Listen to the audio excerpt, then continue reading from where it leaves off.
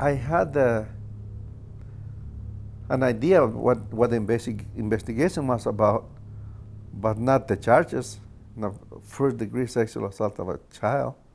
At the time, when she first was interviewed, she said that he had touched her, that her uncle had touched her, and that her father had touched her. She was interviewed multiple times. She started to change that story and started to say that only Mario, Mr. Vasquez, had touched her. And what was interesting about those interviews was that she started to say this unprompted. So they would ask her something like, "Where do you live?" And she'd respond, "Only Mario touched me." I volunteered my DNA, my saliva, my blood, my hair. And I said, are they really going to lock me up?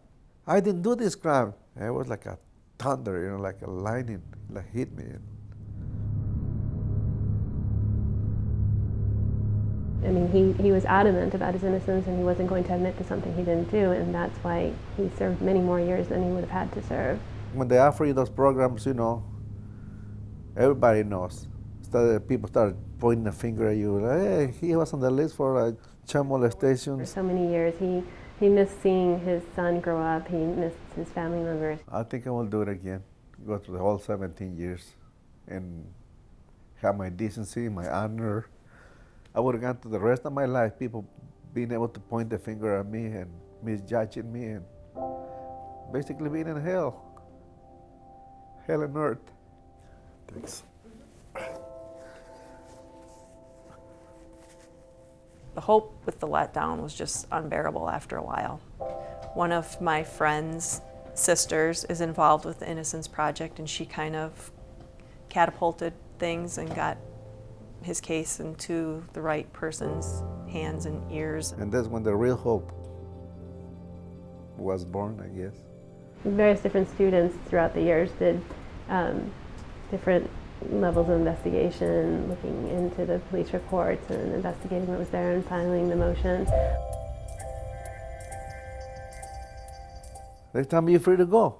Where? Just go, just go home. So I walk in the middle of fucking winter, cold as hell, and there's nobody outside.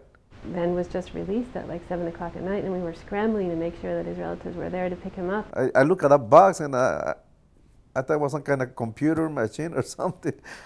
So anyway, I get close by it, and I see there's a phone, like, wait a minute.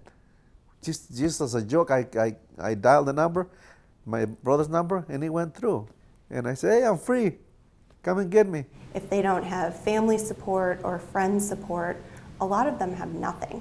They have nothing to work with. They're just released and don't have job placement services or help finding a house.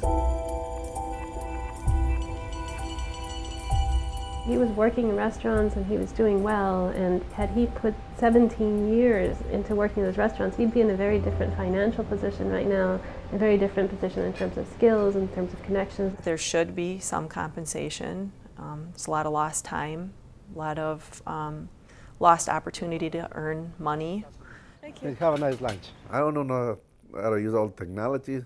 All the jobs require technology, so that's why I feel like, where do I fit in? Not only do you have to explain this gap in time, well, where were you? Why weren't you working for all of those years? If they go to look you up or do any sort of background check on you, they're going to find those court records. And those court records, like I said before, the judge doesn't give you a stamp or something that says innocent, exonerated. It just says the charges have been dismissed, usually, without further explanation. And a lot of these exonerees, they're for terrible, terrible crimes. I guess I have to admit that the world is technology. And I must learn. I must get to it and advance, because otherwise I'm going to end up back in prison. Nothing's going to change the past, and I think we just have to try to make a future.